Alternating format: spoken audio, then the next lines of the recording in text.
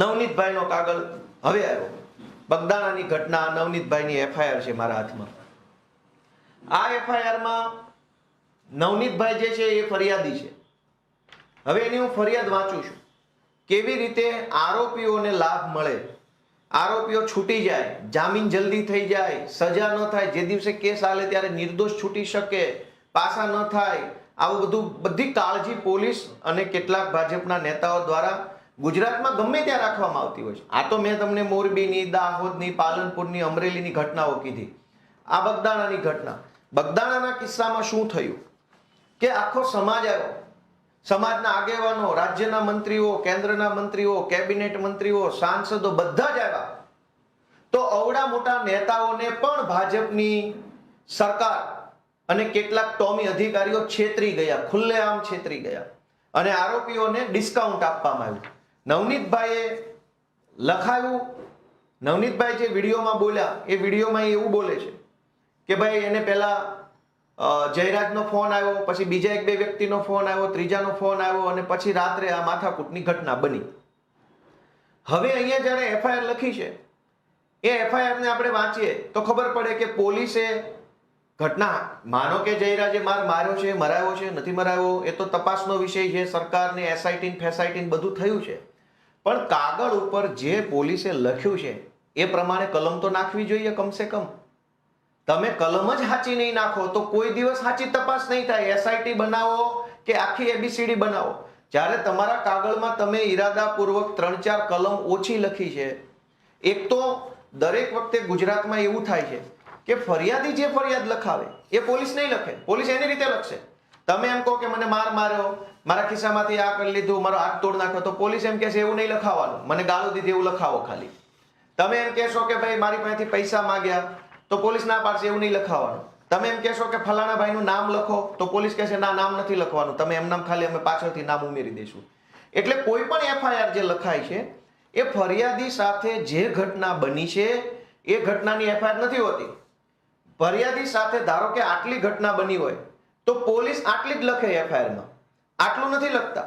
પણ આટલું લખ્યું હોય, ધારો કે આટલી ઘટના નવનીતભાઈ સાથે બની, પોલીસે કાગળ ઉપર આટલી જ લખી, તો એ જે આટલી લખી છે હું વાંચું તો એમાં એવું લખ્યું છે કે આજ રોજ તારીખ ફલાણીના રોજ રાતના 1:30 વાગ્યાની આસપાસ હું, મારા દીકરાનો મને ફોન આવ્યો, એવું લખ્યું છે. નવનીતભાઈને એના દીકરાનો ફોન આવ્યો અને એના દીકરાએ એને એવું કીધું એફઆઈઆર પ્રમાણે. નવનીતભાઈનું કહેવાનું અલગ છે, પણ એફઆઈઆરમાં જે લખ્યું છે એને સાચું માની લઈએ, 100% સાચું, તો પણ કેટલાક ટોમીઓએ આરોપીઓને ડિસ્કાઉન્ટ આપવાનું કામ કર્યું છે. હું એમ માની લઉં કે આ જ સાચું છે. નવનીતભાઈ જે વિડીયોમાં બોલ્યા હશે એ સાચું નથી, આ સાચું છે, તો પણ ભાજપના કેટલાક ટોમી અધિકારીઓએ આરોપીઓને ડિસ્કાઉન્ટ આ ઘટનામાં આપ્યું છે અને સમાજના મંત્રી લેવલના લોકોને તે છેતરી ગયા છે. આમાં એવું લખ્યું છે કે રાત્રે નવનીતભાઈને એના છોકરાનો ફોન આવ્યો અને એને છોકરાએ ફોનમાં એવું કીધું કે પપ્પા મારા ટ્રેક્ટરને કોઈ સફેદ ગાડીવાળાએ રોક્યું છે. સફેદ કેવી ગાડી છે, સફેદ કઈ ગાડી કીધી, ગાડીનું બ્રાન્ડનું નામ લખેલું છે, વેરના કાર. કોઈ વેરના કારે મારું ટ્રેક્ટર રોક્યું છે અને મારી પાસેથી કાગળ માગે છે. એટલે નવનીતભાઈ, એનો છોકરો જ્યાં હતો ત્યાં ટુ વ્હીલ લઈને જાય છે, એવું એફઆઈઆરમાં લખ્યું છે. ત્યાં ટુ વ્હીલ લઈને ગયા તો ત્યાં વેરના કાર નથી, પણ એનો છોકરો ઊભો છે, એવું એફઆઈઆરમાં લખ્યું છે. પછી છોકરાને પૂછે છે તો છોકરો એવું કહે છે કે ભાઈ એ વેરના કાર તો અહીંથી આમ જતી રહી. તો નવનીતભાઈ એવું નક્કી કરે છે એફઆઈઆર પ્રમાણે, કેમ કે ઘટના આટલી છે પણ પોલીસે આટલી લખી છે, એ આટલી લખી એની ઉપર ચર્ચા કરીએ. જેથી હું, હવે નવનીતભાઈના શબ્દો છે, જે પોલીસે આટલામાંથી આટલું કર્યું એ શબ્દો, જેથી હું, એનો છોકરાએ એવું કીધું કે ભાઈ ગાડી તો અહીંથી નીકળી ગઈ છે, અહીંયા કઈ ગાડી છે નહીં, તો ત્યાર પછી હું એ 4 વ્હીલની પાછળ મારી મોટરસાયકલ લઈને એકલો નીકળેલ. આ શબ્દો સાંભળજો ફરીથી.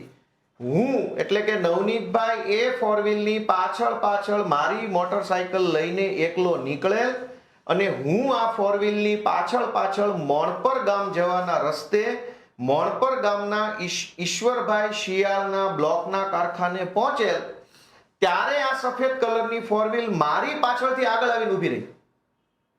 આખું વાક્ય એવું લખ્યું છે કે હું કારની પાછળ ચાલતો હતો અને ઈશ્વરભાઈના કારખાના પાસે કાર પાછળથી આગળ આવી ગઈ.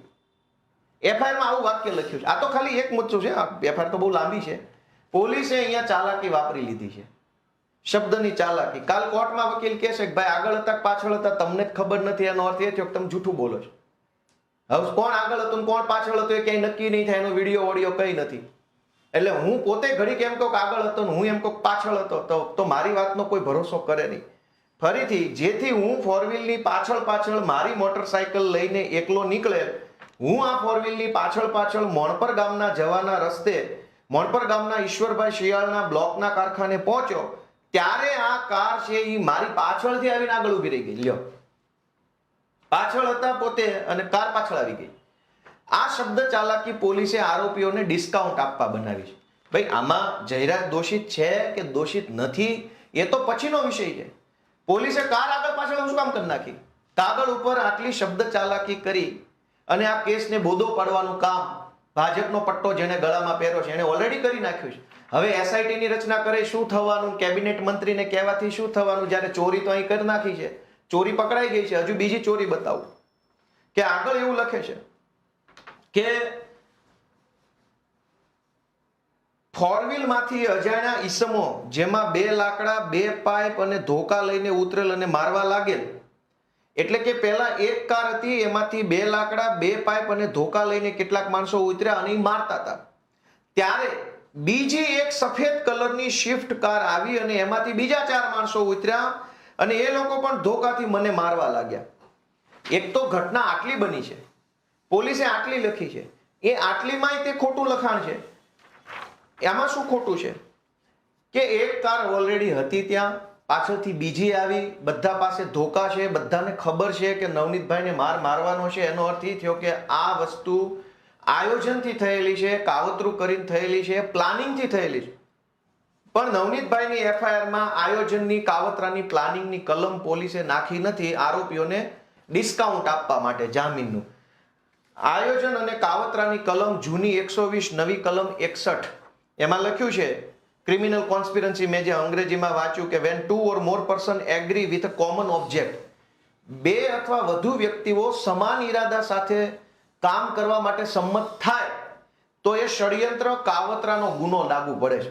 પણ નવનીતભાઈની આખી એફઆઈઆરમાં પોલીસે આરોપીઓને ડિસ્કાઉન્ટ આપ્યું છે કલમ નંબર 61 નું કે ભાઈ તે કોઈ કાવતરું નથી કર્યું, આ તો અચાનક બનેલી ઘટના છે. 2 ફોર વ્હીલ લઈને ધોકા લઈને મારવા આવવું હોય તો એનું આયોજન જ કરવું પડે, એનું પ્લાનિંગ જ કરવું પડે, એના માટે ફોન કર્યા હોય, મેસેજ કર્યા હોય, રૂબરૂ મળ્યા હોય, તો તારી ગાડી ક્યાં ઉભી રહેશે, મારી ક્યાં ઉભી રહે, બધું જ થયું હોય. પણ પોલીસે એ આખા કાવતરા, ષડયંત્ર, આયોજનની બાબતને એફઆઈઆર માંથી હટાવી દીધી છે. કોઈ ભાઈ જયરાજ આરોપી છે કે નહીં તો પછીની વાત છે. પહેલા તો આ 6 જણા આવ્યા, એને ષડયંત્ર તો કર્યું, કાવતરું તો કર્યું, ક્યાંક બેસીને મીટિંગ તો કરી, એ ઘટના આખી એફઆઈઆર માંથી હટાવી દીધી છે. હવે હર્ષ સંઘવીએ કીધું કે ભાઈ એસઆઈટી ની રચના કરશું. શું એસઆઈટી કરશો તમે? જ્યારે એફઆઈઆર તો આરોપીને ડિસ્કાઉન્ટ આપવાની કરી છે. આપણે એમ માની લઈએ કે જે 6 લોકો વિડીયોમાં દેખાય છે એટલા જ ગુનેગાર છે, બીજું કોઈ આમાં ગુનેગાર નથી. તો પણ પોલીસે આરોપીને ડિસ્કાઉન્ટ કેમ આપ્યું?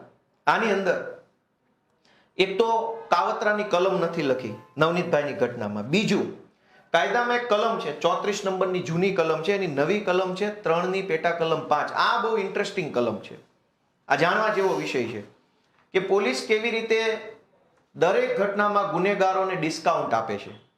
અંગ્રેજીમાં હું વાંચું છું કલમ 3 ની પેટા કલમ 5 એટલે કે 3(5). When a criminal act is done by several persons in furtherance of the common intention of all, each of such persons is liable for that act in the same manner as if it were done by him alone. શુદ્ધ ગુજરાતીમાં સૌનો સમાન ઈરાદો. કાયદામાં 2 બાબત છે. ગોપાલભાઈ છે એ રમેશભાઈને મારવા જાય છે, કાર લઈને રસ્તામાં નીકળ્યા તો રસ્તામાં એનો ભાઈબંધ સુરેશ ઊભો હતો. તો ગોપાલભાઈ કીધું કે ભાઈ સુરેશ આવીને ગાડીમાં બેસી જાય ને આપણે 2 ભાઈ એક ચક્કર મારતા આવીએ. સુરેશને નથી ખબર કે ગોપાલભાઈ મારવા જાય છે અને ગોપાલભાઈ ત્યાં ગાડી ઊભી રાખીને પેલાને માર્યો. પેલા એફઆઈઆર લખાવી કે ગોપાલ ને સુરેશ બેય આવીને મને માર્યો. પણ વાસ્તવિકતા શું હતી કે સુરેશને તો કઈ ખબર જ નથી, એ તો ભૂલથી ગાડીમાં બેસી ગયો પણ બની ગયો આરોપી. તો આ કલમ એવું કહે છે કે એક કરતા વધુ વ્યક્તિઓ ભેગા મળીને પોતાનો સમાન ઈરાદો પાર પાડવા માટે કોઈ કૃત્ય કરે તો એ ગંભીર ગુનો બની જાય છે. કલમ 3 ની પેટા કલમ 5. હવે આ ઘટનામાં 4-5 લોકો 2 ગાડી ભરીને મારવા આવ્યા તો બધાને ખબર જ હતી કે મારવા જઈએ છે. બધાનો ઈરાદો મારવાનો હતો, બધાનો ઈરાદો તે પોતાની દમ બતાવવાનો હતો. તો પોલીસે બધાનો એક સમાન ઈરાદો હતો, બધા મારવા જ આવ્યા હતા. કોઈ ભૂલથી નહોતું આવી ગયું, કોઈ અજાણતા નહોતું આવ્યું, બધા ગુનેગારો છે, બધાનો ઈરાદો ખરાબ હતો. ઈ કલમ નવનીતભાઈના કેસમાં લગાવી નથી, કલમ 3 ની પેટા કલમ 5, જૂની કલમ 34. શું કામ? તો કે કોર્ટની અંદર આ કેસ જ્યારે જામીનમાં જાય, સજામાં જાય, ત્યારે આરોપીને ડિસ્કાઉન્ટ મળે કે આવું બધું નથી, એટલે આરોપી નિર્દોષ છૂટી જાય. અત્યારે ભલે ન્યાય અપાવું, સમાજ ભેગો થયો, મંત્રી સંત્રી આવી ગયા, પણ આવું તો હર્ષ સંઘવીને ન ખબર હોય, અથવા એને ખબર હોય પણ એ કહેશે નહીં. સમાજના કદાવર આગેવાનોને છેતરે છે ભાજપની સરકાર કે તમારી પોલીસે આરોપીને ડિસ્કાઉન્ટ આપ્યું છે. ષડયંત્રની કાવતરાની કલમ નથી લખી, એ ઘટના આખી ચુકાવી દીધી છે. તમામનો ઈરાદો સમાન હતો, નવનીતભાઈને મારવાનો, ઈ કલમ પણ નથી લખી. બીજું, કાયદામાં એક કલમ છે સહ આરોપીની, મેં તમને હમણાં સમજાવ્યું કે છુપો આરોપી કે જે ઘટના સ્થળે ન હોય અને એક સહ આરોપી ઘટના સ્થળે હાજર હોય, ત્યાં પોતે ઊભો હોય, મારતો હોય, કેમેરાથી વિડીયો ઉતારતો હોય, કંઈ પણ કરતો હોઈ શકે. કલમ 54 છે. આ આખામાં ક્યાંય કલમ 54 લગાવેલી નથી. શું કામ? આરોપીને ડિસ્કાઉન્ટ આપવામાં આવ્યું છે ભાજપ સરકાર તરફથી. હવે સમાજ તો ન્યાયની માંગણી કરે છે, ન્યાય આપો, સમાજ ભેગો થઈ ગયો છે, મંત્રી સંત્રી તંત્રી ભારે કદાવર નેતા આવી ગયા છે, પણ પોલીસે તો આરોપીને ડિસ્કાઉન્ટ આપી દીધું છે. હવે એસઆઈટી ની રચના થઈ, બહુ તો શું થશે? પાયલ ગોટીના કેસમાં એસઆઈટી થઈ, છેલ્લે કઈ ફાંસી થઈ ગઈ, મોરબી કાંડમાં એસઆઈટી થઈ, રાજકોટ અગ્નિકાંડમાં એસઆઈટી થઈ. દરેક ઘટનામાં ભાજપ વાળા ગુનેગારોને, ગુંડા બદમાશોને ડિસ્કાઉન્ટ આપે છે. નવનીતભાઈની ઘટનામાં પણ 3 કલમ ઓછી લગાવી અને આરોપીને પોલીસ તરફથી ડિસ્કાઉન્ટ આપવામાં આવ્યું છે. અને ચોથી આઈટી એક્ટની કલમ લાગી નથી. વિડીયો ઉતાર્યો, એ વિડીયો વાયરલ કર્યો, તો એ તો આઈટી એક્ટની કલમ પ્રમાણે તમે કોઈ પણ વિડીયો વાયરલ કરો, ભાજપનો કોઈ વિડીયો બનાવીને ફેસબુકમાં લગાવો તો સાયબર ક્રાઇમ મુજબ અપરાધ થઈ જાય છે. તો કોઈને મારતો વિડીયો જે છે એ અપરાધ કેમ ન બને? તો પોલીસે આ આખી ઘટનાની અંદર આરોપીઓને ડિસ્કાઉન્ટ આપેલું છે, કાવતરું છુપાવ્યું છે, સમાન ઈરાદો છુપાવ્યો છે, સહ આરોપીની હાજરી છુપાવી છે. એટલે હવે સમાજ એકઠો થયો છે, પણ કઈ ન્યાય બાય હું નથી માનતો, કેમ કે આમાં તો બધું ડિસ્કાઉન્ટ આપી દીધું છે આરોપીને. લાંબા ગાળે આરોપીને આનો ફાયદો થઈ જશે. એનાથી આગળ વધીએ કે પોલીસ અને ભાજપ આ બંને ભેગા મળી અને ગુજરાતની કોઈ પણ ઘટનામાં આરોપીઓને ડિસ્કાઉન્ટ આપવાનું કામ કરે છે. અને મેં તમને પહેલા કીધું કે આરોપીને ડિસ્કાઉન્ટ મળે, પોલીસ તરફથી ફાયદો મળે, પ્રોટેક્શન મળે, સવલત મળે, તો આરોપીને ગુનો કરવાનું વધુ મન થાય. 1000 રૂપિયા વાળી વસ્તુ મને 500 માં મળે તો હું 2 વખત ખરીદી કરીશ. ગુજરાતમાં તમામ ગુંડા, બદમાશ, લુખ્ખા, લફંગાઓને હંમેશા પોલીસ તરફથી અને ભાજપની સરકાર તરફથી ડિસ્કાઉન્ટ આપવામાં આવે છે. ઓછી કલમ લગાવે, નામ ન લખે, એજન્સીનું નામ ન લખે, બીજી ત્રીજી બધી જ રીતે આરોપીના બચાવમાં જ તે કાગળ તૈયાર કરવામાં આવે. પણ પબ્લિકને રીલ બતાવી દેવામાં આવે. પબ્લિક રીલ જોઈને ખુશ છે. રીલ બાબતે પણ મારે તમારું એક વાતનું ધ્યાન દોરવું છે કે કોઈ પોલીસ વાળો કોઈને મારવા તૈયાર નથી, ગુંડા બદમાશોને. કેમ કે કાલ તમે કોઈ ગુંડાને પોલીસ પગમાં 2 ધોકા મારે અને ગુંડો પોલીસ વિરુદ્ધ ફરિયાદ આપે તો હર્ષ સંઘવી કયો મેડલ આપી દેશે? આ દરેક ઘટનામાં જે રીલ બને છે એમાં કાયદેસર આરોપીને સમજાવવામાં, શીખવાડવામાં આવ્યું હોય છે કે તું છાનો માનો રીલ બનવા દેજે, અમારી લંગડો ચાલજે, 2 મિનિટની રીલ બની જાય એટલે તુંય છૂટો ને હુંય છૂટો. પોલીસ શું કામ આરોપીને મારે છે? પોલીસની ઉપર આરોપીએ ફરિયાદ કરી અને પોલીસ સસ્પેન્ડ થશે મારવાના ગુનામાં, તો કઈ ભાજપની સરકાર મેડલ આપી દેવાની? એટલે આ રીલ છે એ એક પ્રકારનું નાટક છે. કાગળ ઉપર દરેક આરોપીઓને ડિસ્કાઉન્ટ આપવામાં આવે છે, કાગળ ઉપર દરેક આરોપીનો કોર્ટમાં બચાવ થઈ જાય, નિર્દોષ છૂટી જાય, પાસા ન થાય, ગુસ્સીટોક ન થાય, તડીપાર ન થાય, એના માટે પોલીસ પૂરતી કાળજી લઈને એફઆઈઆર લખે છે. તમામ ઝીણી બાબતોમાં પોલીસ મગજ દોડાવે છે કે કયો આંકડો ખોટો લખવું, કઈ ઘટના ખોટી લખવું, કોનું નામ ખોટું લખવાથી આરોપીને ફાયદો થાય. અને પછી આરોપીને ડિસ્કાઉન્ટ આપ્યા પછી પબ્લિકને ખુશ કરવા જૂઠી રીલો બને છે. પબ્લિકો રીલ જોઈને એવું માને છે કે ન્યાય થઈ ગયો, બરાબર છે, આમ થઈ ગયું, તેમ થઈ ગયું. પણ જો રીલ બનાવવાથી ન્યાય થતો હોત તો તમે જુઓ કે ડિસ્કાઉન્ટ આપવાથી શું થાય છે એનું જુઓ.